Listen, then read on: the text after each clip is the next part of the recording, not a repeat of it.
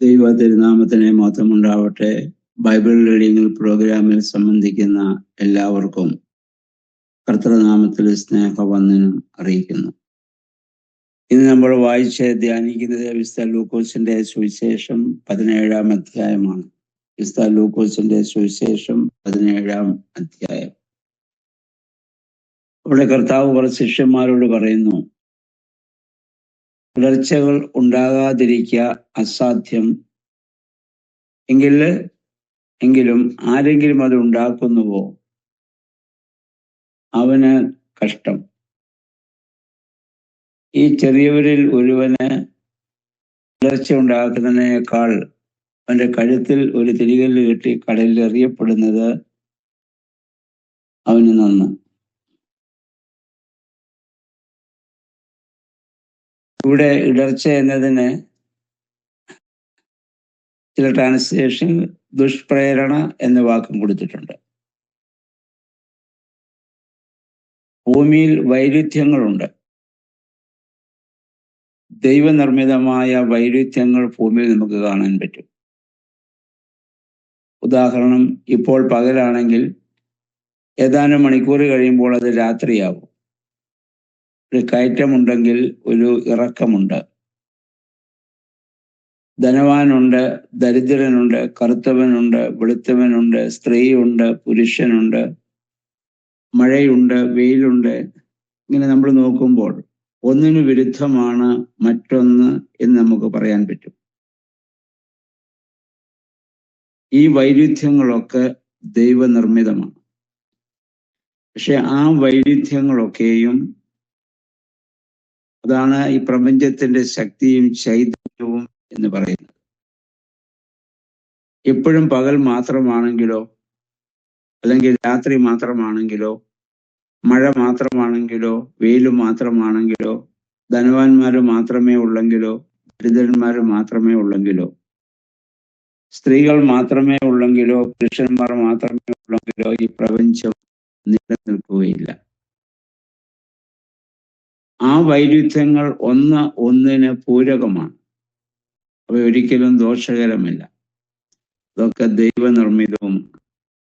എന്നാൽ മനുഷ്യനുണ്ടാക്കുന്ന ചില വൈരുദ്ധ്യങ്ങളുണ്ട്, അല്ലെങ്കിൽ ദുഷ്പ്രേരണകളുണ്ട്. അത് മനുഷ്യന്റെ സ്വാർത്ഥതയിൽ നിന്ന് അവൻ ചെയ്യുന്നതാകയാൽ അത് ദോഷമാണെന്ന് കർത്താവ് പറയുന്നു.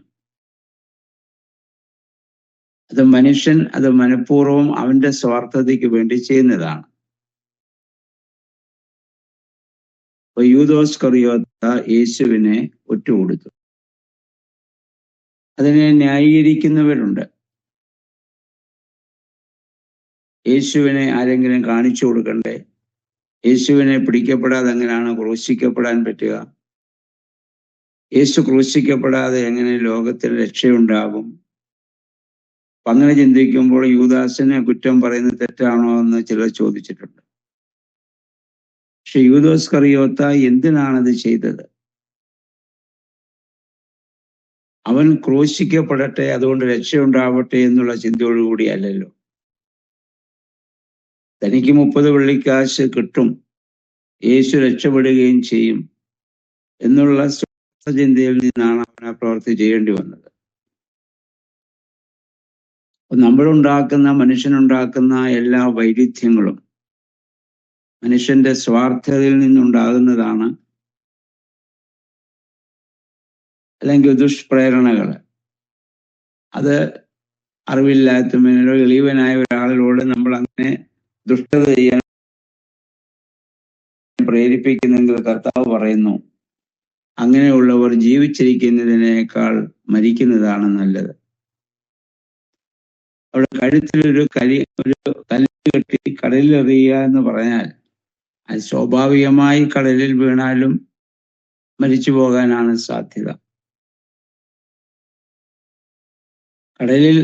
കഴുത്തിൽ കല്ല് കെട്ടി കടലിൽ എറിയപ്പെട്ടാൽ ആ മൃതശരീരം പോലും പൊങ്ങി വരില്ല. യേശു പറഞ്ഞതിന്റെ അർത്ഥം, അങ്ങനെ മറ്റുള്ളവർക്ക് ഇടർച്ച ഉണ്ടാക്കി ജീവിക്കുന്നവന്റെ മൃതശരീരം പോലും ലോകത്തിന് കാണാൻ കൊള്ളില്ല എന്നാണ്. അത്രമാത്രം കർത്താവ് അവരെ വെറുക്കുന്നു എന്നുള്ളതാണ്. അപ്പോൾ ഇവിടെ നമ്മൾ വളരെ ചിന്തിക്കണം. നമ്മുടെ വാക്കുകളോ നമ്മുടെ പ്രവൃത്തികളോ നമ്മുടെ സമീപനമോ മറ്റൊരാൾക്ക് ദുഷ്പ്രേരണ ഉണ്ടാക്കുന്നുവെങ്കിൽ, ഇടർച്ച ഉണ്ടാക്കുന്നുവെങ്കിൽ, തെറ്റ് ചെയ്യാൻ പ്രേരിതമാകുന്നുവെങ്കിൽ നമ്മൾ വളരെ ശ്രദ്ധിക്കേണ്ടതാണ്. എഗെസ്കേൽ പ്രവചനം 3:17-18 വാക്യങ്ങളിൽ യഹോവയായ ദൈവം എഗെസ്കേൽ പ്രവാചകനോട് പറയുന്നു, ഞാൻ നിന്നെ ഇസ്രായേലിന്റെ കാവൽക്കാരനാക്കിയിരിക്കുന്നു. ദുഷ്ടൻ ദുഷ്ടത ചെയ്താൽ അവൻ പാപത്തിൽ മരിക്കുമെന്ന് ഞാൻ പറഞ്ഞിട്ടുണ്ട്. അത് നീ അവനോട് പറയുകയോ അവനെ ഓർപ്പിക്കുകയോ ചെയ്യാതിരുന്നാൽ ദുഷ്ടൻ തന്റെ ദുഷ്ടതയിൽ മരിക്കും. അവന്റെ രക്തമോ ഞാൻ നിന്നോട് ചോദിക്കും. അതായത് ദുഷ്ടൻ ദുഷ്ടത ചെയ്താൽ അത് ചെയ്യാൻ പാടില്ല എന്ന് ചെയ്യുന്നവന് ചിലപ്പോൾ അറിയില്ല. നീ അവനെ ഉപദേശിക്കണം. നീ അങ്ങനെ ചെയ്യാതിരുന്നിട്ട് അവൻ പാപത്തിൽ മരിക്കേണ്ട സാഹചര്യം വന്നാൽ അവന്റെ രക്തം ഞാൻ നിന്നോട് ചോദിക്കും. കാരണം നീ ഇസ്രായേലിന്റെ കാവൽക്കാരനാണ്. അപ്പോൾ നമുക്ക് എന്താണ് സമൂഹത്തോടുള്ള ഉത്തരവാദിത്വം എന്ന് നമുക്ക് തിരിച്ചറിയാം. നമ്മളെയെല്ലാം ദൈവം ഈ പ്രപഞ്ചത്തിന്റെ സഭയുടെ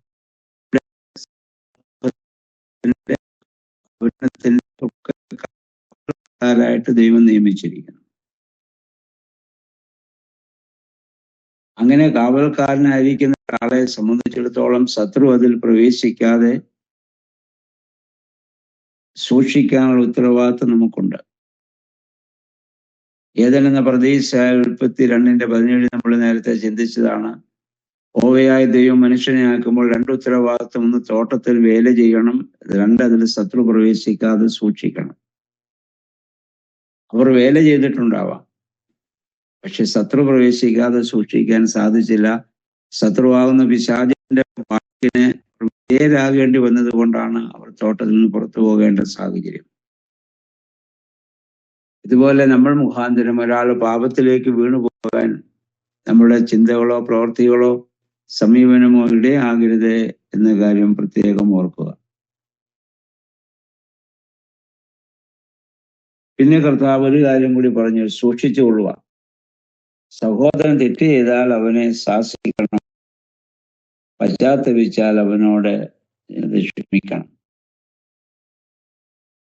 ഇന്ന് നമ്മുടെ ഇടയിൽ നിന്ന് നഷ്ടപ്പെട്ടു പോയ ഒരു ക്വാളിറ്റിയാണ്, ആരെങ്കിലും ഒരാൾ തെറ്റ് ചെയ്യുന്നത് കണ്ടാൽ അവനെ ശാസിക്കാനോ തിരുത്താനോ നമ്മൾ തയ്യാറാവുന്നില്ല. ഇന്ന് പള്ളികളിൽ പോലും അത് സംഭവിക്കുന്നില്ല. അറിയാം, കുറെ വർഷങ്ങൾക്ക് മുൻപ് നമ്മുടെയൊക്കെ ചെറുപ്പകാലത്ത് പള്ളിയിൽ ആരാധന കുട്ടികൾ അശ്രദ്ധമായി നിന്നാൽ ശിക്ഷിക്കുന്ന മുതിർന്നവരുണ്ടായിരുന്നു. അവരെ പേടിച്ചെങ്കിലും നമ്മൾ ശ്രദ്ധാപൂർവം നിൽക്കുമായിരുന്നു. ആരും ആരെയും ശാസിക്കുകയോ ശിക്ഷിക്കുകയോ ഇല്ല. അതിന് മറ്റൊരു കാരണം കൂടിയുണ്ട്. ശാസിക്കുകയോ ശിക്ഷിക്കുകയോ ചെയ്യുന്ന ആർക്കും ഇഷ്ടപ്പെടുന്നില്ല. അത് ഞങ്ങൾ എന്തിനാണ് മറ്റുള്ളവരുടെ മുഷി വേൽക്കുന്നത് എന്ന ചിന്തയോടെ നമ്മൾ ഒഴിഞ്ഞു പോകും. അപ്പൊ നമ്മൾ യാത്ര നടന്നു പോകുമ്പോൾ ഒരുവൻ പാപകരമായ പ്രവൃത്തി ചെയ്യുന്നത് കണ്ടാൽ നമ്മൾ എന്താണ് ചെയ്യുക? ഞാനത് ചെയ്യുന്നില്ലല്ലോ, അവൻ എന്തെന്ന് വെച്ചാൽ ചെയ്യട്ടെ, അതിന് എന്നും പറഞ്ഞ് നമ്മൾ അങ്ങ് പോവുകയാണ് പതിവ്. അതായത് നല്ല സമരിയാക്കാരന്റെ ഉപമയിൽ മുറിവേറ്റ് കിടന്ന മനുഷ്യനെ കണ്ടിട്ട് ശ്രദ്ധിക്കാതെ പോയ ആ ലേവ്യനും പുരോഹിതനും ആ മനോഭാവമാണ് നമ്മളവിടെ അപ്പോൾ കാണിക്കുക.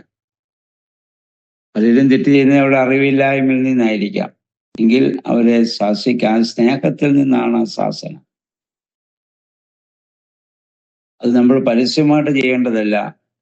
നമുക്കൊരാളെ തിരുത്താൻ പറ്റേണ്ടത് വ്യക്തിപരമായിട്ടാണ്. ആ വ്യക്തിയെ നേരിൽ കണ്ട് സംസാരിക്കുകയും അതിൻ്റെ ആ ദോഷവശം മനസ്സിലാക്കി കൊടുക്കുകയും ചെയ്താൽ അത് തിരുത്താൻ തയ്യാറാവുകയും ആള് രക്ഷപ്പെടുകയും ചെയ്യും. അതേസമയത്ത് നമ്മൾ പരസ്യമായി മറ്റൊരാളെ നമ്മൾ കുറ്റപ്പെടുത്തുമ്പോൾ ഒരിക്കലും അവിടെ തിരുത്തപ്പെടുകയില്ല എന്ന കാര്യം കൂടി നമ്മൾ ഓർത്തിരിക്കുക. പിന്നെ കർത്താവ് പറഞ്ഞു, ദിവസത്തിൽ 7 പ്രാവശ്യം നിനക്കെതിരായി പാപം ചെയ്യുകയും 7 പ്രാവശ്യം വന്ന് ക്ഷമ ചോദിക്കുകയും ചെയ്താൽ അവനോട് ക്ഷമിക്കണം. 7 എന്നുള്ളത് ഇസ്രായേലിനെ സംബന്ധിച്ചിടത്തോളം പൂർണ്ണതയുടെ സംഖ്യയാണ്. അതിന്റെ അർത്ഥം അനന്തമായി ക്ഷമിക്കുക എന്നുള്ളതാണ്. പത്രോസ് ഒരിക്കൽ കർത്താവിനോട് ചോദിച്ചു, സഹോദരനോട് എത്ര പ്രാവശ്യം ക്ഷമിക്കണം? 7 പ്രാവശ്യം മതിയോ? കർത്താവ് പറഞ്ഞു 7 70 പ്രാവശ്യം. 7 70 എന്ന് പറഞ്ഞാൽ 490 പ്രാവശ്യമുണ്ട് ഒരു ദിവസം തന്നെ. അത്രയും പ്രാവശ്യം നമ്മളാരും ക്ഷമിക്കുന്നതിന്റെ അർത്ഥം അനന്തമായി ക്ഷമിക്കുക എന്നുള്ളതാണ്. അപ്പോൾ ശിഷ്യന്മാർ കർത്താവിനോട് പറയുന്നു, കർത്താവേ, അതിന്റെ 5 മുതലുള്ള വാക്യങ്ങൾ നീ ഞങ്ങളുടെ വിശ്വാസം വർദ്ധിപ്പിച്ചു തരണം. അപ്പൊ ശിഷ്യന്മാർക്ക് തോന്നി തങ്ങളുടെ വിശ്വാസത്തിന്റെ കുറവ് കൊണ്ടാണ് ഞങ്ങൾക്കിത് സാധിക്കാത്തതെന്ന്. നമ്മളും അങ്ങനെയാണല്ലോ പറയുക, ഞങ്ങളുടെ വിശ്വാസം വർദ്ധിപ്പിക്കും. ഒരു കാര്യം നമ്മൾ ശ്രദ്ധിക്കുക, ശിഷ്യന്മാർ ഒരിക്കലും ഞങ്ങളെ പ്രസംഗം പഠിപ്പിക്കണമെന്നൊരു കർത്താവിനോട് ആവശ്യപ്പെട്ടിട്ടില്ല. പ്രാർത്ഥിപ്പാൻ പഠിപ്പിക്കണമെന്ന് പറഞ്ഞിട്ടുണ്ട്. ഞങ്ങളുടെ വിശ്വാസം വർദ്ധിപ്പിക്കാൻ കർത്താവിനോട് അവർ ആവശ്യപ്പെട്ടിട്ടുണ്ട്. ഇത് രണ്ടുമാണ് നമുക്ക് ആവശ്യം, പ്രാർത്ഥനയും വിശ്വാസവും. നമ്മളൊക്കെ വാസ്തവത്തിൽ പ്രസംഗിക്കാൻ പഠിപ്പിക്കണമെന്ന് പലരും ദൈവത്തോട് ചോദിക്കാറുണ്ട്. അതിനേക്കാൾ ഉപരി ചോദിക്കേണ്ടത്, ശിഷ്യന്മാർ ഒരിക്കലും കർത്താവിനോട് അങ്ങനെ ചോദിച്ചതായി ബൈബിളിൽ നമ്മൾ വായിക്കുന്നില്ല. അവരെ അത് പഠിപ്പിക്കേണ്ട കാര്യമില്ല, അവരുടെ അനുഭവമാണ് അവർ ലോകത്തോട് വിളിച്ചു പറഞ്ഞത്. അതാണ് യോഹന്നാൻ ശ്ലീഹ പറഞ്ഞ്, ഞങ്ങൾ കണ്ടതും കേട്ടതും തൊട്ടതുമായ സത്യം. അത് പറയുന്നതിന് നമുക്ക് നമ്മളെ ഒന്നും പഠിപ്പിക്കേണ്ടതില്ല. എന്നാൽ വേറൊരാളുടെ അനുഭവം നമുക്ക് പറയണമെങ്കിൽ നമ്മളത് പഠിച്ചേ പറ്റുകയുള്ളൂ. അതുകൊണ്ടാണ് ദൈവാനുഭവത്തിന്റെ പൂർണ്ണതയിൽ നിന്ന് വേണം നമ്മൾ പ്രസംഗിക്കാനും പഠിക്കാനും പഠിപ്പിക്കാനും ഒക്കെ ചെയ്യേണ്ടത്. ഇതില്ല എങ്കിൽ നമ്മൾ ഇപ്പൊ കാണാതെ പഠിച്ച് പല കാര്യങ്ങളും നമ്മൾ ചെയ്യുന്നത് പോലെ നമുക്ക് ചെയ്യാൻ പറ്റുമെന്ന് മാത്രമേ ഉള്ളൂ. അപ്പൊ കർത്താവ് അവരോട് പറയുന്നതാണ്, നിങ്ങൾക്ക് കടുകുമണിയോളം വിശ്വാസമുണ്ടെങ്കിൽ ഈ അത്തിവൃക്ഷത്തോടെ നിങ്ങൾ കടലിൽ പോയി വേരുറയ്ക്കുക എന്ന് പറഞ്ഞാൽ അത് അങ്ങനെ ചെയ്യുമെന്നത്രേ. ഞാൻ നേരത്തെ പറഞ്ഞിരുന്നു, കടുക് ചെറിയ വിത്താണ്, പക്ഷെ അത് പൂർണ്ണമാണ്. വിശ്വാസം വർദ്ധിപ്പിക്കണമെന്ന് പറഞ്ഞവരോട് കർത്താവ് പറയുന്നത് വിശ്വാസത്തിന്റെ വർധനവല്ല ആവശ്യം, അതിന്റെ പൂർണ്ണതയാണ്. അതാണ് കർത്താവ് ശിശുക്കളെ കുറിച്ച് പറഞ്ഞത്. നമ്മൾ നേരത്തെ ചിന്തിച്ചിട്ടുണ്ടല്ലോ, ശിശുക്കൾക്ക് വലിയ വിശ്വാസമില്ല, പക്ഷെ ഉള്ള വിശ്വാസം പൂർണ്ണമാണ്. നമ്മൾ എന്ത് പറഞ്ഞാലും പൂർണ്ണമായിട്ട് അവർ വിശ്വസിക്കുന്നു എന്നുള്ളതാണ്. അപ്പോൾ ഇത് നമുക്ക് തോന്നി, ഇത് അസാധ്യമായ ഒരു കാര്യമല്ലേ കർത്താവ് പറയുന്നത് നമുക്ക് തോന്നും. നിൽക്കുന്ന മരം പറഞ്ഞ് കടലിൽ പോയി നട്ടുപോകാൻ വിശ്വാസത്തോട് പറഞ്ഞാൽ സംഭവിക്കുമെന്ന്. ലോകപരമായി നമ്മൾ ചിന്തിച്ചാൽ തന്നെ ഒരു 100 വർഷങ്ങൾക്ക് മുൻപ് അസാധ്യമെന്ന് മനുഷ്യൻ വിചാരിച്ച എത്രയോ കാര്യങ്ങൾ ഇന്ന് സാധ്യമായിട്ടുണ്ട്. സാധ്യമെന്ന് മനുഷ്യൻ വിചാരിച്ച ഒരുപാട് കാര്യങ്ങൾ ഇന്ന് സാധ്യമായിരിക്കുന്നു. നമ്മുടെയൊക്കെ അനുഭവത്തിൽ നമുക്കറിയാമല്ലോ. ലോകപരമായി പോലും അങ്ങനെ സംഭവിക്കുന്നെങ്കിൽ വിശ്വാസപരമായി അതിനേക്കാൾ വലുത് സംഭവിക്കുമെന്ന് നമ്മൾ വിശ്വസിക്കുക. അതുകൊണ്ട് എന്നാൽ അതിന് സാധിക്കണമെങ്കിൽ ദൈവം നമ്മോടൊപ്പം ഉണ്ടാകണം. അതുകൊണ്ടാണ് കർത്താവ് യോഹന്നാന്റെ സുവിശേഷം 15-ാം അധ്യായം, എന്നെ കൂടാതെ നിങ്ങൾക്ക് ഒന്നും ചെയ്യാൻ സാധ്യമല്ല. കൊമ്പിന് മുന്തിരിവള്ളിയിൽ വസിച്ചല്ലാതെ ഫലം നൽകാൻ സാധിക്കുകയില്ല. നമ്മൾ കർത്താവിൽ വസിക്കുമ്പോൾ നമുക്കത് സാധ്യത. അതുകൊണ്ട് പൗലോസ്ലീഹ പറഞ്ഞത്, എന്നെ ശക്തിപ്പെടുത്തുന്ന മുഖാന്തരം ഞാൻ സകലത്തിനും പ്രാപ്തനാണ്. എന്നെ ശക്തിപ്പെടുത്തുന്നവൻ മുഖാന്തരം ഞാൻ സകലത്തിലും പ്രാപ്തനാണ്. പിന്നെ അതിന്റെ അന്നേരം ഒരു ഉദാഹരണം അതിനുശേഷം അവരോട് പറയുന്നുണ്ട്. ഒരു ഭൃത്യൻ ഉഴുകയോ ആടുമേയ്ക്കുകയോ ചെയ്തിട്ട് വയലിൽ നിന്ന് മടങ്ങി വരുമ്പോൾ നമ്മളാരും അവന് ഭക്ഷണം വെച്ച് കൊടുക്കാറില്ല. നമ്മൾ ദൈവസന്നിധി എങ്ങനെ പ്രവർത്തിക്കണമെന്നുള്ളതിന് കർത്താവ് പറയുന്ന കാര്യമാണ്. ആ ദാസൻ വരുമ്പോൾ നമുക്ക് ഭക്ഷണം വെച്ച് തന്നിട്ട് നീ ഇവിടെ ഭക്ഷിച്ചോളാം നമ്മൾ പറയും. കാരണം ദാസനെ സംബന്ധിച്ചിടത്തോളം അവന്റെ ഡ്യൂട്ടിയാണ് അവൻ ചെയ്യേണ്ടത്. അല്ലാണ്ട് നമ്മളാരും ദാസന്മാർക്ക് ഭക്ഷണം വെച്ച് കൊടുക്കാറില്ല. അവർ ഭക്ഷണം വെച്ചിട്ട് അവർ വേറെ വേല ചെയ്താൽ പോലും ഭക്ഷണം വെച്ചിട്ട് നമുക്ക് തന്നിട്ട് നമ്മളെ പരിചയിച്ചതിന് ശേഷം നമ്മൾ അവരോട് ഭക്ഷിക്കാൻ അവർക്ക് അനുവാദം നമ്മൾ കൊടുക്കുന്നു. ആയതുപോലെ നമ്മളും ദൈവസന്നിധിയിൽ ഒരു ദാസത്വം പോലെ നമ്മുടെ പ്രവർത്തനങ്ങളെ ചെയ്യണമെന്നുള്ളതാണ്. എന്ന് പറഞ്ഞാൽ നമ്മൾ വെറും അടിമകളല്ല, നമ്മളുടെ പുത്രന്മാരാണ്. ദൈവം നമ്മളെ കണക്കാക്കുന്നത് സ്ത്രീയന്മാരോട് പറഞ്ഞ് നിങ്ങൾ എൻ്റെ സ്നേഹിതരാണ്, സഹോദരരാണ്. നമ്മളെ സഹോദരന്മാരായും സ്നേഹിതരായും മക്കളായും ഒക്കെ ദൈവം കാണുമ്പോൾ ദൈവത്തിന്റെ സന്നിധിയിൽ ആ സ്ഥാനം വെച്ച് അഹങ്കരിക്കുവാനുള്ളവരല്ല നമ്മൾ ദാസത്വം പോലെ അത് സ്വീകരിക്കണമെന്നുള്ളതാണ്. ഈ ഒരു മനോഭാവത്തിൽ നിന്നാണ് നമ്മുടെ പ്രാർത്ഥനകളുടെ ശുശ്രൂഷകളിലൊക്കെ നമ്മൾ ദാസൻ ദാസി എന്ന വാക്ക് ഉപയോഗിക്കുന്നത്. നമ്മൾ അടിമകൾ എന്ന അർത്ഥത്തിലല്ല, ദൈവത്തിന്റെ സ്നേഹം ഓർത്താൽ, ദൈവത്തിന്റെ കരുതൽ ഓർത്താൽ അതിൽ നമ്മൾ അഹങ്കരിക്കാൻ നമുക്ക് അവകാശമില്ല. ദാസനെ പോലെ ദാസിയെ പോലെ ദൈവത്തിന് പൂർണ്ണമായി നമ്മൾ സമർപ്പിക്കുക. അപ്പൊ നമ്മൾ ചെയ്യേണ്ടതായ കാര്യങ്ങൾ ദൈവികമായ സഹായത്താൽ ഞാനൊരു കാര്യം ചെയ്തിരിക്കുന്നു എന്ന് ഉള്ള ആ കൃതാർത്ഥതയും അത് മുഖാന്തരം ഉള്ള ദൈവത്തോട് നമുക്ക് കൃതജ്ഞതയുമാണ് നമുക്ക് ആവശ്യമായിട്ടുള്ളത്. അല്ലാതെ ദൈവം എന്നെ അനുഗ്രഹിക്കാൻ കടപ്പെട്ടിരിക്കുന്നു എന്ന അഹന്ത ചിന്തയോടുകൂടി ദൈവസന്നിധിയിൽ നമ്മൾ നിൽക്കുവാനോ പ്രവർത്തിക്കുവാനോ പാടില്ല എന്നർത്ഥം. അത് മനുഷ്യന്റെ വിനയത്തെ സൂചിപ്പിക്കാൻ വേണ്ടിയാണ്. അല്ലെ, ദൈവത്തിന്റെ സ്നേഹത്തിന്റെ പാരമ്യത്തിൽ നമ്മുടെ വിനയത്തെ സൂചിപ്പിക്കാനാണ് ദാസൻ ദാസി എന്ന വാക്ക് സഭാ ശുശ്രൂഷകളിൽ ഉപയോഗിച്ചിരിക്കുന്നത്.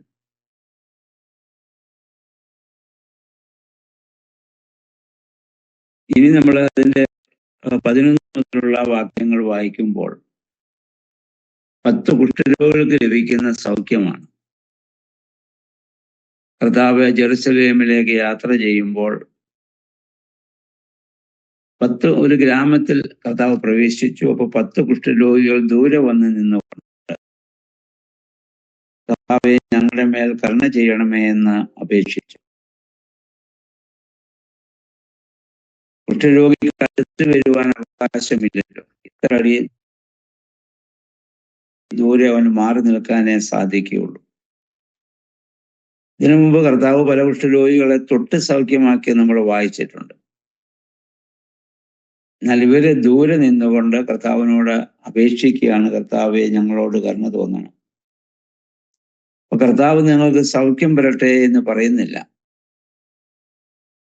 മറിച്ച് കർത്താവ് അവരോട് പറഞ്ഞു, നിങ്ങൾ പോയി നിങ്ങളെ തന്നെ പുരോഹിതന്മാർക്ക് കാണിച്ചു കൊടുക്കുവിൻ. കുഷ്ഠരോഗി തന്നെ പുരോഹിതന്റെ അടുത്ത് ചെന്ന് പുരോഹിതനെ കാണിക്കുന്നത് കുഷ്ഠരോഗം വന്ന് ഭേദമായതിന് ശേഷമാണ്.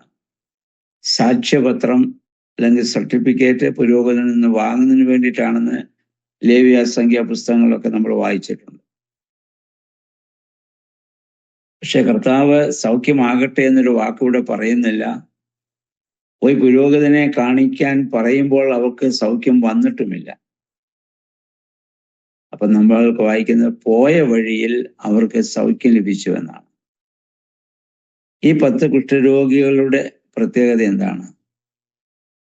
ദൈവത്തിന്റെ വചനത്തിൽ സൗഖ്യമാകുന്നതിനു മുൻപ് സൗഖ്യമാകുമെന്ന് വിശ്വസിച്ച് അവർ പോകുകയാണ്. സൗഖ്യമാകുന്നതിന് മുൻപ് ദൈവം പറഞ്ഞതുകൊണ്ട്, യേശു പറഞ്ഞതുകൊണ്ട് സൗഖ്യം ലഭിക്കുമെന്ന് പൂർണ്ണമായി വിശ്വസിച്ചുകൊണ്ട് അവർ പോകുന്നു. അതാണ് പൂർണ്ണമായ വിശ്വാസം. ഇതാണ് കർത്താവ് മുകളിൽ പറഞ്ഞത്, ആ വിശ്വാസം നിങ്ങൾക്കുണ്ടെങ്കിൽ പ്രകൃതി നിങ്ങളെ അനുസരിക്കും. കരയിൽ നിൽക്കുന്ന വൃക്ഷം കടലിൽ പോയി നട്ടുപോകാൻ പറഞ്ഞാൽ അത് അതുപോലെ സംഭവിക്കും. അത് മനസ്സിലാക്കുന്ന ഒരു സംഭവമാണ് തൊട്ടു താഴെ ഇവിടെ പറഞ്ഞിരിക്കുന്നത്. 10 കുഷ്ഠരോഗികളുടെ സൗഖ്യം നമ്മളോടാണ് പറഞ്ഞെങ്കിൽ നമ്മൾ അവിടെ നിന്ന് ദൈവത്തോട് തർക്കിച്ചേനെ. രോഗം ഭേദമായില്ലല്ലോ, ഭേദമായതിനു ശേഷമല്ലേ പുരോഹിതനെ കാണേണ്ടത്, അങ്ങനെ ചെന്നുമ്പോഴല്ലേ സർട്ടിഫിക്കറ്റ് ലഭിക്കുന്നത്, ഈ ഭേദമാകുന്നതിന് മുൻപ് ഞങ്ങൾ എങ്ങനെ പോയി സർട്ടിഫിക്കറ്റ് ചോദിക്കുന്നതൊക്കെ നമ്മൾ ദൈവത്തോട് അവിടെ നിന്ന് തർക്കിച്ചേനെ. അങ്ങനെ തർക്കിച്ച കുഷ്ഠരോഗവുമായി നമ്മൾ മടങ്ങിപ്പോരുകയും ചെയ്യും.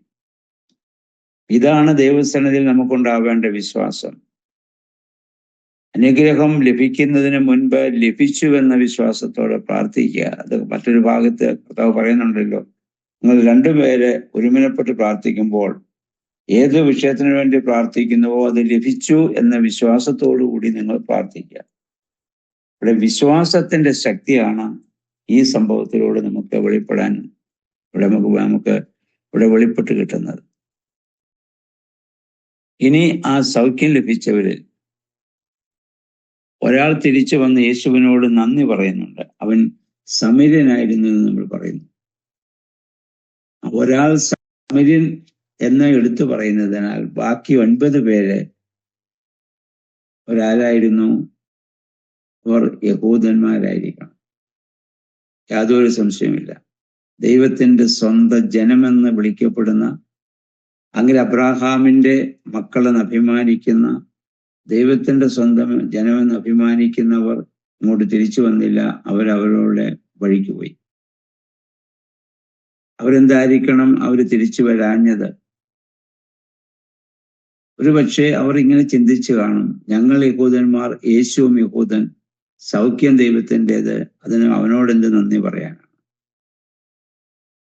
ഇത് പലപ്പോഴും നമ്മിലും ഉണ്ടാവുന്നതാണ്, മനോഭാവമാണ്. നമ്മുടെ കുടുംബജീവിതത്തിൽ തന്നെ നോക്കുക, ബന്ധവും അടുപ്പവും പലപ്പോഴും നന്ദിയില്ലാതാക്കാറുണ്ട്. ഭർത്താക്കന്മാർക്ക് ഭാര്യമാര് നിരന്തരം ഭക്ഷണം വെച്ചു കൊടുക്കുന്നു, അവർ പലപ്പോഴും നന്ദി പറയാറില്ല. ഭർത്താവ് ഭാര്യയ്ക്ക് ആവശ്യമായ വസ്ത്രങ്ങളും സംരക്ഷണവും ഭക്ഷണവും കൊടുക്കുന്നു, ഭാര്യ ഭർത്താവിനോടും പറയാറില്ല. കാരണം പറയേണ്ട ആവശ്യമില്ല എന്നുള്ള ഒരു ബോധ്യത്തിൽ നിന്നാണല്ലോ. എന്നാൽ നമ്മുടെ വീട്ടിൽ നിൽക്കുന്ന ദാസർക്കോ മറ്റുള്ളവർക്കോ ഒരു ഉപകാരം ചെയ്ത് അവർ ചിലപ്പോൾ നമ്മളോട് നന്ദി പറഞ്ഞെന്ന് വരും. അപ്പം എന്നാലും ദൈവത്തിന് നന്ദി പറയുക എന്നുള്ളത് നമ്മുടെ ഉത്തരവാദിത്വമാണ്. ഇവിടെ സങ്കീർത്തനക്കാരൻ പറഞ്ഞു, എൻ മനമേ യഹോവയെ വാഴ്ത്തുക, എന്റെ സർവാന്തരംഗവുമേ അവന്റെ വിശുദ്ധനാമത്തെ വാഴ്ത്തുക, അവന്റെ ഉപകാരങ്ങളൊന്നും നമ്മൾ മറക്കരുത്. അപ്പം ആ ഒരു മനോഭാവത്തോടെ ദൈവസന്നിധിയിൽ ജീവിക്കുവാൻ നമുക്ക് സാധിക്കേണ്ടതാണ്. ഇനി നമ്മൾ അതിൻ്റെ 17 മുതൽ 17-ാം അധ്യായത്തിന്റെ 20 മുതലുള്ള വാക്യങ്ങൾ വായിക്കുമ്പോൾ, ഫരീസന്മാർ വന്ന് യേശുവിനോട് മറ്റൊരു ചോദ്യം ചോദിക്കുന്നുണ്ട്. ദൈവരാജ്യം എപ്പോഴാണ് വരുന്നത്? അതിന്റെ ലക്ഷണം എന്താണ്? യേശുക്രിസ്തു പറയുന്നത് മുഴുവൻ ഒരു രാജ്യത്തെ കുറിച്ചാണ്, ആ രാജ്യത്തിന്റെ നന്മയെ കുറിച്ചാണ്. ആ രാജ്യത്തിലെ സൗഭാഗ്യങ്ങളെ കുറിച്ചാണ് കർത്താവ് പറയുന്നതും പഠിപ്പിക്കുന്നതും ഒക്കെ. അപ്പൊ ഇവരുടെ ചോദ്യം, ആ രാജ്യം എപ്പോൾ വരും, അത് എവിടെയാണ്? യേശു അവിടെ പറയുന്നത് എന്താണ്? ദൈവരാജ്യം കാണത്തക്കവണ്ണമല്ല വരുന്നത്, ഇതാ ഇവിടെയെന്നോ അത് അവിടെയെന്നോ പറയുകയില്ല, എന്നാൽ ദൈവരാജ്യം നിങ്ങളുടെ ഇടയിൽ തന്നെ ഉണ്ട്. ഇത് പലപ്പോഴും നമുക്ക് കൺഫ്യൂഷൻ ഉണ്ടാക്കുന്ന ഒരു ഉത്തരമാണ്. ഒന്നുകിൽ ഇവിടെ കാണണം, അല്ലെങ്കിൽ അവിടെ കാണണം. കർത്താവ് പറഞ്ഞു ഇവിടെയുമില്ല അവിടെയുമില്ല, നമ്മുടെ ഇടയിലുണ്ട് എന്ന് പറഞ്ഞ കർത്താവ് പറഞ്ഞതിന്റെ അർത്ഥം, ദൈവരാജ്യം കാണത്തക്കവണ്ണമുള്ള ഒരു പ്രസ്ഥാനമല്ല, ഒരു സ്ഥാപനമല്ല. അങ്ങനെയായിരുന്നു, അല്ലെങ്കിൽ ഒരു ആളുകളുടെ കൂട്ടവുമല്ല. അങ്ങനെയായിരുന്നെങ്കിൽ ഇവിടെ ഉണ്ട് തൊട്ട് കാണിക്കാം, അവിടെ ഉണ്ടെങ്കിൽ ചൂണ്ടിക്കാണിക്കാം. യേശു പറഞ്ഞു ദൈവരാജ്യം എന്ന് പറയുന്ന അനുഭവം അത് തൊട്ട് കാണിക്കാനോ ചൂണ്ടിക്കാണിക്കാനോ സാധിക്കുന്നതല്ല, എന്നാൽ ഓരോ വ്യക്തിയുടെയും ഹൃദയത്തിൽ അനുഭവിക്കുന്ന അനുഭവമാണ് ദൈവരാജ്യം. അനുഭവമാണത്, അല്ലാതെ കുറെ ആളുകളുടെ കൂട്ടമല്ല, ഏതെങ്കിലും ഒരു പ്രത്യേക സഭയല്ല, ഏതെങ്കിലും ഒരു പ്രത്യേക ദൈവാലയമല്ല, ഏതെങ്കിലും ഒരു പ്രത്യേക സമൂഹമല്ല. ആയിരുന്നെങ്കിൽ നമുക്ക് തൊട്ട് കാണിക്കുകയോ ചൂണ്ടിക്കാണിക്കുകയോ ചെയ്യാമായിരുന്നു. അതുകൊണ്ട് റോമർ 4:17 പൗലോസ്ലീഹ പറയുന്നു, ദൈവരാജ്യം ഭക്ഷണമല്ല, പാനീയമല്ല, നീതി സമാധാനവും പരിശുദ്ധാത്മാവിലുണ്ടാകുന്ന വലിയ ആനന്ദമാണ്. ഭക്ഷണവും പാനീയവും ഒക്കെ അനുഭവിക്കാൻ പറ്റുന്നതാണ്, പക്ഷേ സമാധാനം ഇന്നതാണെന്ന് നമുക്ക് ചൂണ്ടിക്കാണിക്കാൻ പറ്റില്ല. ആനന്ദം, സന്തോഷവുമുണ്ട് ആനന്ദവുമുണ്ട്. സന്തോഷം എന്നത് ദുഃഖം, അതിന് ഓപ്പോസിറ്റ് പദമുണ്ട് ദുഃഖം. പക്ഷെ ആനന്ദം, അതിന് ഓപ്പോസിറ്റ് ഒരു പദമില്ല, റിജോയ്സ്. മറ്റേ ഹാപ്പിനെസ് എന്നുള്ളതിന് ഓപ്പോസിറ്റ് വേർഡ് ഉണ്ട്, റിജോയ്സ് എന്നുള്ളതിന് ഓപ്പോസിറ്റ് വേർഡ് ഇല്ല. അത് ഏത് പ്രതിസന്ധി ഘട്ടങ്ങളിലും നമുക്ക് അനുഭവിക്കാൻ പറ്റുന്നതാണ് ആനന്ദം. അത് പരിശുദ്ധാത്മാവിനാലാണ് നമുക്ക് ലഭിക്കുക. പോട്ടെ, യേശു ഇവിടെ പറയുന്ന ഇതാണ്, ദൈവരാജ്യം എന്ന് പറയുന്നത് ഓരോ വ്യക്തിയുടെയും ജീവിതത്തിൽ ഹൃദയത്തിലുണ്ടാകുന്ന വലിയ അനുഭവമാണ്. അത് ഇന്നതാന്ന് പറഞ്ഞ് എടുത്തു കാണിക്കാൻ പറ്റത്തില്ല, പക്ഷെ നമുക്കത് അനുഭവിക്കാൻ പറ്റും.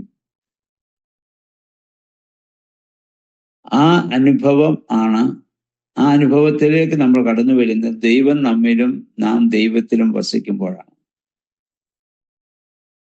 ആ അനുഭവം നമുക്കുണ്ടായി കഴിഞ്ഞാൽ പിന്നെ ലോകത്തിലുള്ളതൊന്നും നമുക്ക് പിന്നെ വിഷയമേ അല്ല.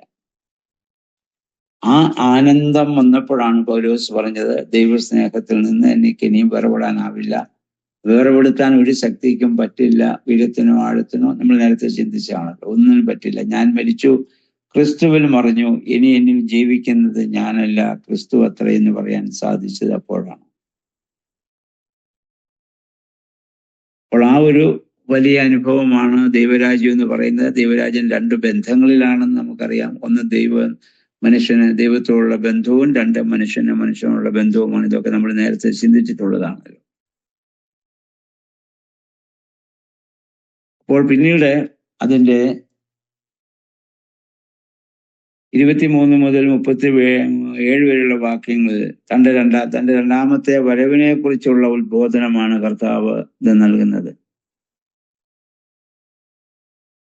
മനുഷ്യൻ വിചാരിക്കുന്നത് പോലെ അത് കാണത്തക്കവണ്ണമല്ല തൻ്റെ വരവ് സംഭവിക്കുക. അത് ആകസ്മികമായിട്ട്, മനുഷ്യന്റെ കണക്കുകൾക്ക് വിധേയമായിട്ടല്ല, ആകസ്മികമായിട്ട് സംഭവിക്കുക എന്നുള്ളതാണ്. തൻ്റെ വരവ് സുനിശ്ചിതമാണെങ്കിലും അത് എപ്പോഴെന്ന് മനുഷ്യന് അനിശ്ചിതമായ ഒരു സംഭവമാണ്. അപ്പോൾ കർത്താവ് അവിടെ ആ സമയത്ത് എങ്ങനെയാണ് ഒരാൾ രക്ഷയുടെ അനുഭവത്തിലേക്ക് വരുന്നതെന്ന് സൂചിപ്പിക്കുന്നുണ്ട്. ഒരേ ജോലി ചെയ്യുന്ന ആ രണ്ടുപേര്. അതിൽ ഒരാള് എടുക്കപ്പെടും, മറ്റേയാള് തള്ളപ്പെടും. രണ്ടുപേര് ഒരേ കുടുംബത്തിലായിരിക്കുന്നു, ഭാര്യയും ഭർത്താവും. ഒരാൾ എടുക്കപ്പെടും, മറ്റേയാള് തള്ളപ്പെടും. രണ്ടുപേര് വയലിലായിരിക്കും, ഒരാൾ എടുക്കപ്പെടും, മറ്റേയാള് തള്ളപ്പെടും. അതിന്റെ അർത്ഥം വിശ്വാസിയായ ഒരു മനുഷ്യന്റെ കൂടെ നമ്മൾ ജോലി ചെയ്യുകയോ ജീവിതം പങ്കുവയ്ക്കുകയോ ചെയ്തുകൊണ്ട് മാത്രം ഒരാൾ രക്ഷയുടെ അവസ്ഥയിലേക്ക് വരണമെന്നില്ല. ഇത് വ്യക്തിപരമായി ഓരോരുത്തർക്കും ഉണ്ടാവേണ്ടതായ ഒരുക്കമാണ്. രണ്ടുപേര് വയലിൽ വേല ചെയ്യുമ്പോൾ ഒരാൾ എടുക്കപ്പെടാൻ കാരണം ആ ഒരാള് വയലിൽ വേല ചെയ്യുമ്പോഴും ആ ആള് ഒരുക്കമുള്ള ആളാണ്, മറ്റേയാൾക്ക് ഒരുക്കമില്ല. രണ്ടുപേരൊരു ബെഡിൽ കിടക്കുന്നു, പക്ഷെ ഒരാൾ ഒരുക്കമുള്ള ആളാണ്, മറ്റേയാൾ ഒരുക്കമുള്ള ആളല്ല. അപ്പൊ അത് വ്യക്തിപരമായി ഉണ്ടാവേണ്ട ഒരുക്കമാണ് നമുക്കതിനാവശ്യമെന്നാണ് കർത്താവ് പറഞ്ഞതിന്റെ അർത്ഥം. അല്ലാതെ നമ്മളൊരു സഭയിൽ അംഗമായതുകൊണ്ട് സഭ മൊത്തത്തിൽ അല്ല രക്ഷപ്പെടുന്നത്. അല്ല ഭാര്യയോ ഭർത്താവോ മക്കളോ അങ്ങനെയുള്ള ആ ഒരു ബന്ധം പറഞ്ഞല്ല രക്ഷയുടെ അനുഭവം നമുക്കുണ്ടാവുക. അത് നമ്മളെ സ്വാധീനിക്കണം. ഒരാൾ രക്ഷയുടെ അനുഭവത്തിലാണെങ്കിൽ അത് മറ്റേയാളെ സ്വാധീനിച്ച ആളും അതുപോലെ തന്നെ ജീവിക്കാൻ ബാധ്യസ്ഥനാണ്. അപ്പോഴാണ് രക്ഷയുടെ അനുഭവം നമുക്ക് ഉണ്ടാവുക. അതിന് 32-ാം വാക്യത്തിലൊക്കെ യേശു പറയുന്നു, ലോത്തിന്റെ ഭാര്യയെ ഓർത്തുകൊള്ളുവിൻ. ലോത്തിന്റെ ഭാര്യ ഒരു നീതിമാനായ ലോത്തിന്റെ അല്ലെങ്കിൽ നല്ല മനുഷ്യന്റെ കുടുംബത്തിൽ വന്ന് സ്വന്തം ഭാര്യയായി ജീവിക്കാൻ ഭാഗ്യം ലഭിച്ചവളാണ്. ദൈവദൂതന്മാരുടെ ആ പ്രവർത്തനം തന്റെ ഭവനത്തിൽ വെച്ച് കണ്ടവളാണ്. പക്ഷെ അവര് രക്ഷപ്പെട്ടു പോകാൻ ദൈവദൂതന്മാർ അവരോട് ആവശ്യപ്പെട്ടു. രക്ഷപ്പെടാൻ വേണ്ടി ഇറങ്ങി യാത്ര ചെയ്തതാണ്. ലോത്തിന്റെ കൂടെ പർവ്വതത്തിലേക്ക് ഓടിപ്പോയവളാണ്. പക്ഷെ പോയ വഴിക്ക് ലോക ചിന്തയാൽ പുറകോട്ട് നോക്കേണ്ട സാഹചര്യം വന്നു. അത് നാശം സംഭവിച്ചു എന്നുള്ളതാണ്. ലോത്തിന്റെ ഭാര്യയായതുകൊണ്ടോ കൂടെ വസിച്ചത് കൊണ്ടോ ലോത്തിന്റെ കൂടെ യാത്ര ചെയ്തത് കൊണ്ടോ പർവ്വതത്തിലെത്തണമെന്നില്ല. പർവ്വതമെന്ന് ഇവിടെ ഉദ്ദേശിക്കുന്നത് ദൈവത്തിലാണ്. അപ്പൊ നമ്മുടെ കുടുംബസ്ഥിതിയോ അല്ലെങ്കിൽ നമ്മുടെ ജീവിത പങ്കാളിയുടെ ഇന്ന ആളിന്റെ ആളായതുകൊണ്ടോ ആരും രക്ഷയുടെ അനുഭവത്തിൽ വരണമെന്നില്ല. ഓരോരുത്തരും വ്യക്തിപരമായി ആ ഓട്ടം ഓടേണ്ടതാണ്.